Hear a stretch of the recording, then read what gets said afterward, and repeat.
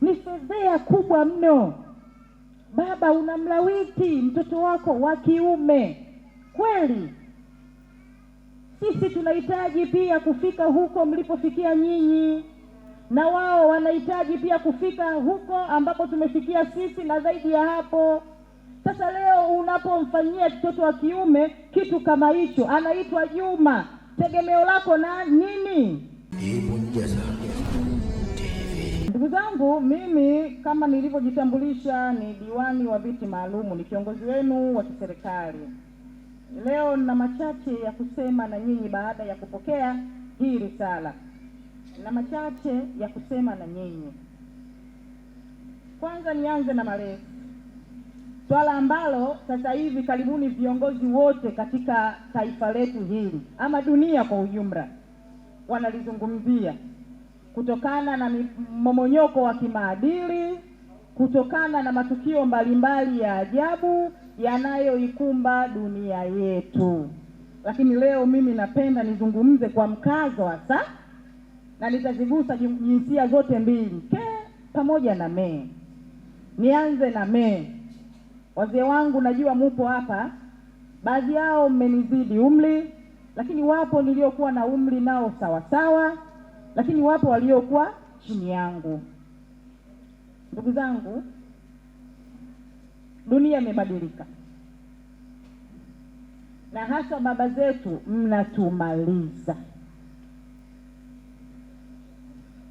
mnatupoteza. Nasema kwa sababu najua, nasema kwa sababu naona na nasikia. Mimi ni kiongozi wa Kidora, ni mtumishi wenu katika halmashauri hii ya wilaya ya Mkuranga. Mnajua taratibu za kiutumishi, unakuwa unakumbana na taarifa gani katika mwelekeo huu wa kiutendaji katika majukumu. Kwa hiyo tunapokea taarifa mbalimbali juu ya matukio ya ajabu yanayoendelea katika dunia yetu, katika mikoa yetu, mawilaya yetu, makata yetu, maeneo yetu husika. Mimi napokea. Ni ajabu. Ni ajabu baba kulala na mtoto wako. Ni ajabu sana. Ni fedheha. Ni fedheha kubwa mno. Baba, unamlawiti mtoto wako wa kiume. Kweli sisi tunahitaji pia kufika huko mlipofikia nyinyi, na wao wanahitaji pia kufika huko ambapo tumefikia sisi na zaidi ya hapo. Sasa leo unapomfanyia mtoto wa kiume kitu kama hicho, anaitwa Juma, tegemeo lako na nini? Aitwa Ashura? Tutakuwa na mababu huko tunapokwenda? Tutafikia kweli kuwa na mababu? Hatuwezi kufika, kwa sababu tayari kizazi tumesha kiporomosha, tumesha kiharibu.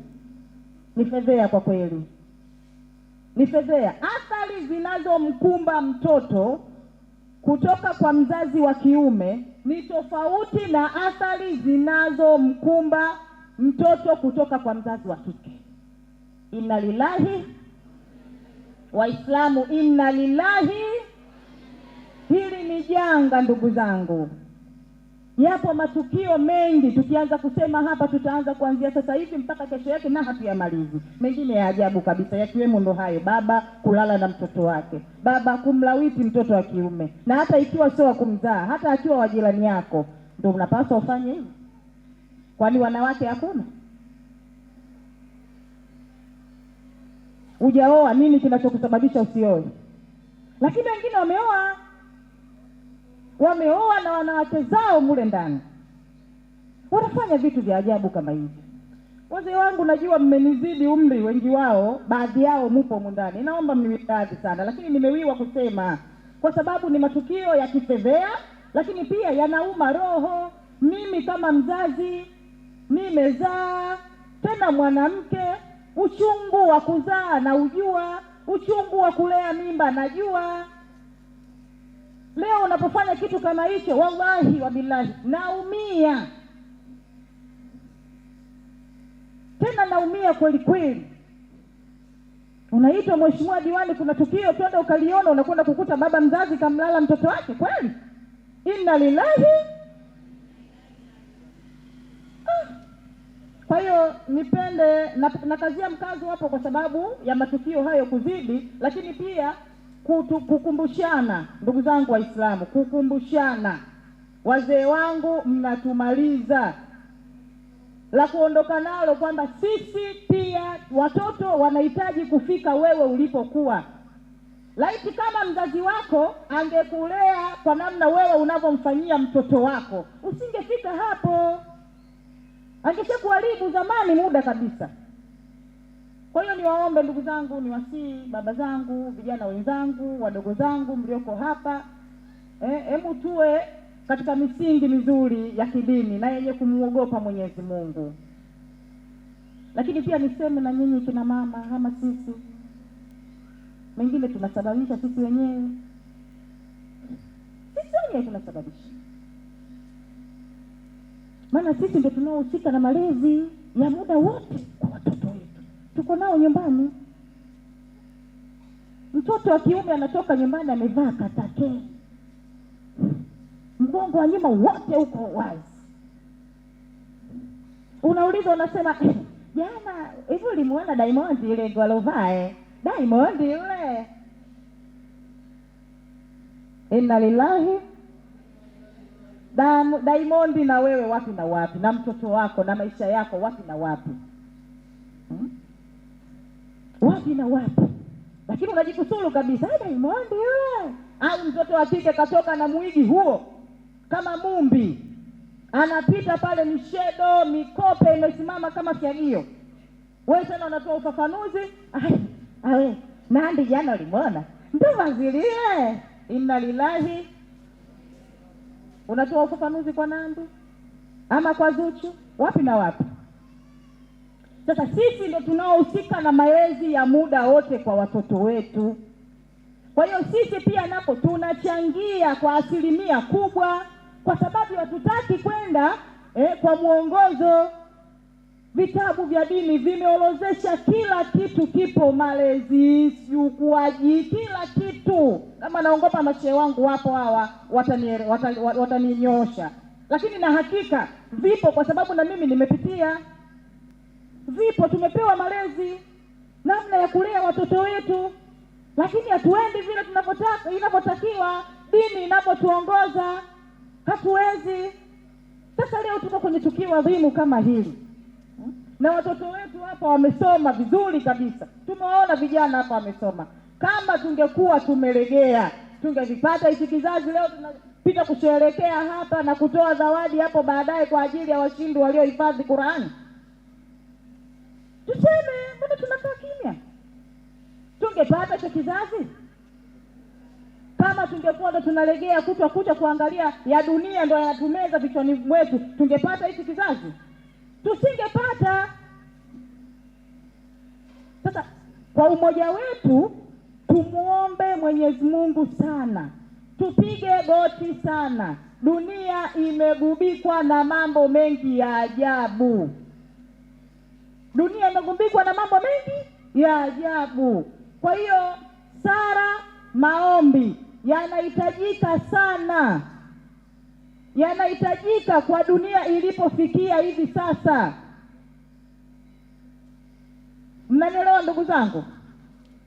Sala na maombi inahitajika sana, ni vitu vinavyohitajika. Tuweze kupiga goti kumrudia Mwenyezi Mungu na kusema naye, kumuomba atuokoshe na hizi kadhia za kiulimwengu. Sawa ndugu zangu? Mbona mmechoka sana? Tumeelewana? Nimeanza kutanguliza radhi. Najua wengine mmenizidi umri. Ninayoyazungumza hapa kama nitakuwa nimewaudhi, naomba mnisamehe, lakini nimewiwa kusema kwa sababu ni kiongozi, najua, naona na nasikia. Kwa hiyo tuyabebe haya kama mwongozo katika maisha yetu. Lakini pili, ikawe mwimbo huko mitaani tunapoishi, ikawe mimbo.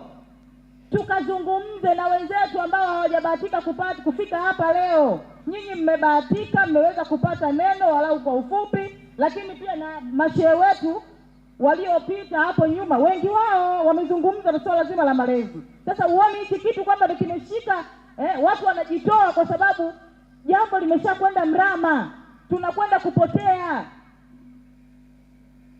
Yaani hili jambo tunakwenda kupoteza kizazi. Hatutakuwa na kizazi chema, hatutakuwa na kizazi bora.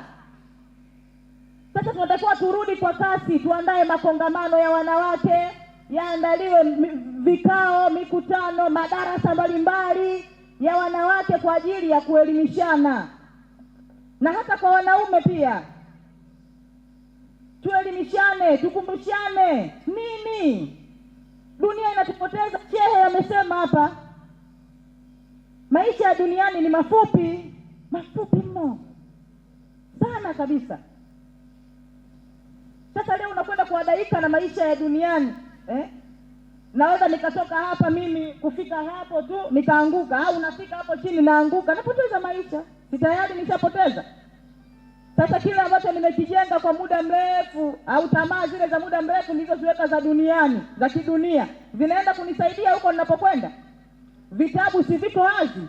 Si vimetuweka wazi vitabu? Tunatakiwa tuishije ili kunusuru kesho yetu, si ndivyo? Kwa niwaombe wazee wangu, mama zangu, vijana wenzangu, niwaombe sana sana sana, hebu tuweni makini na mafundisho ya Mwenyezi Mungu.